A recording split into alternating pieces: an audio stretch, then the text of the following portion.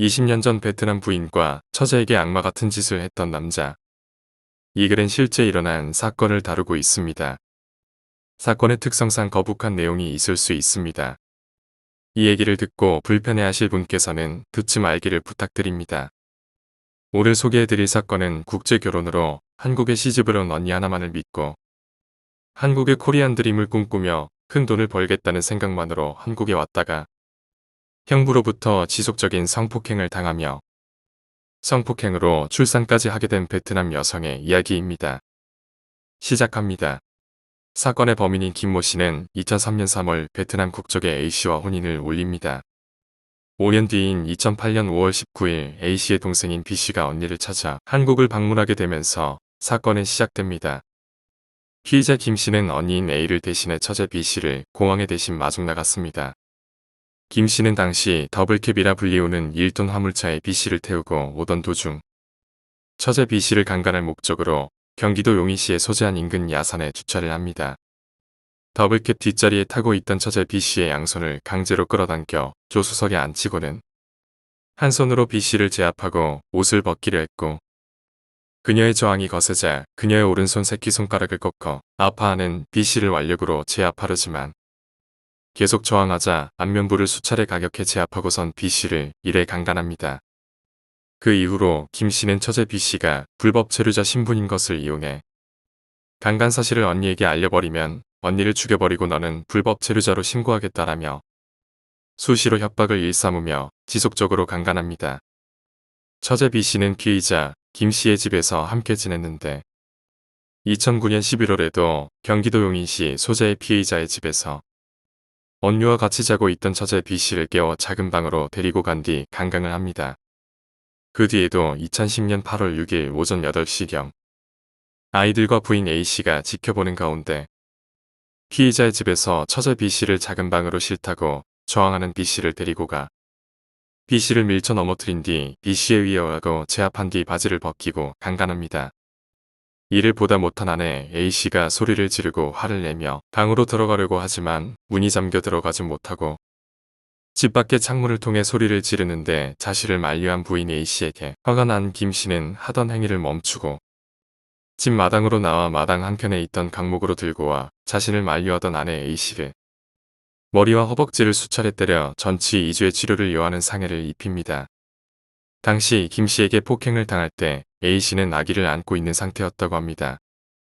자신의 동생이 지속적으로 강간당하고 폭행까지 당하게 되자 더 이상 참을 수 없었던 A씨는 신고를 하게 되고 김씨의 추악한 모습이 세상에 알려지게 됩니다.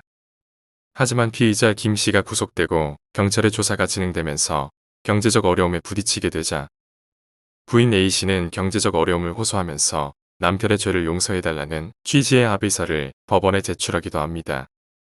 피의자 김씨는 법정에서 진술하기를 부인했고 A씨를 폭행해 사용한 도구는 강목이 아니라 작은 빗자루였고 처제 B씨를 성폭행한 혐의에 대해서는 성관계를 맺은 점은 인정하지만 협박 등의 강제성은 전혀 없었고 B씨와 합의하에 이루어진 성관계였고 부인 A씨도 이 사실을 알고 있었다고 주장합니다. 부인 A씨를 폭행한 사건과 처제 B씨를 상습 강간한 두 가지 혐의로 김씨는 두 개의 사건이 병합되어 진행이 되게 됩니다. 피의자 김씨는 처음부터 일관되게 A씨와 B씨 두 자매가 자신을 무고한 것이라고 주장합니다만 법원의 판단은 달랐습니다.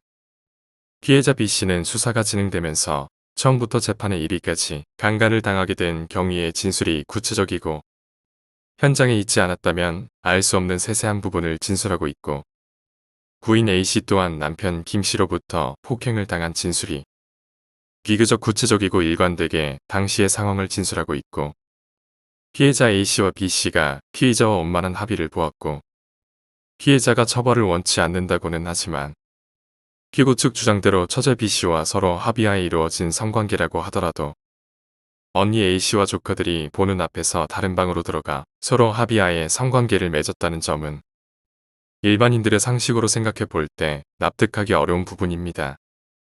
피의자와 변호인의 주장에 의하면 사건이 일어나기 전까지 부인 A씨와 피해자 B씨가 주변인과 수사기관에 도움을 요청하지 않은 점을 들어 B씨의 진술이 신빙성이 없다 주장하고 있지만 B씨와 부인 A씨가 매달 베트남으로 송금해야 하는 상황에서 어려움을 호소할 곳이 없는 외국인이라는 점거 불법 체류자인 자신의 불리함 때문에 주변의 도움을 요청하기 힘들었을 것으로 추측된다고 말하고, 피의자는 무고하며 억울함을 주장하고 있지만 4명의 자식을 두고 있는 부인 A씨의 부인과 불법 체류자인 B씨의 상황을 생각해 볼 때 피의자를 무고할 만한 동기를 찾기 어려워 사건의 공소 사실을 모두 유죄로 인정한다고 판결합니다. 재판부에서는 판결문에서 인류를 저버린 충격적인 범행을 저지른 피의자에게 중형을 선고해야 마땅하지만 동종 범죄의 전과가 없는 점과 피해자인 부인과 처제가 처벌을 원하지 않는다는 합의서를 제출했고, 남편의 부재로 인해 입게 될 피해자의 경제적 어려움을 고려해 감형을 할 수밖에 없었다고 밝히며 7년 6개월의 징역을 선고합니다.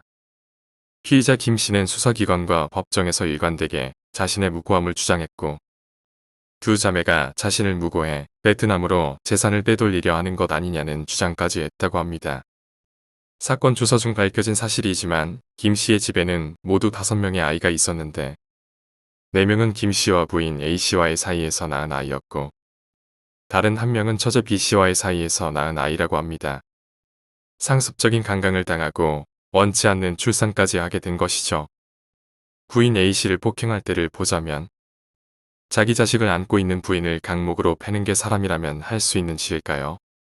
세상은 넓고 미친 놈은 많다지만 항상 법이란 놈은 미친 놈들의 진화를 못 따라가는 것 같습니다. 늘 법원의 형량이 나올 때마다 하는 이야기지만 판사님들 욕하지 마시고, 정치 성향을 떠나 죄 지은 사람은 다시는 그런 길에 빠지지 않고 상식이 통하는 누구나 인정할 수 있는 형량이 내려지고, 죄 지은 사람들은 다시 잘못된 길로 빠지지 않는 그런 법과 시스템을 만들어줄 국회의원들을 뽑았으면 합니다. 김씨라는 인간이 출소를 하고 그곳에서 깊이 뉘우치고 나왔을지 아니면 이를 갈고 나올지 개인적으로는 후자 쪽이라고 생각합니다만, 다시 부인 A씨와 처제 B씨는 경제적 자립이 힘들어 재결합해서 살 거라 생각되는데 법이란 게 참 안타깝기도 하네요.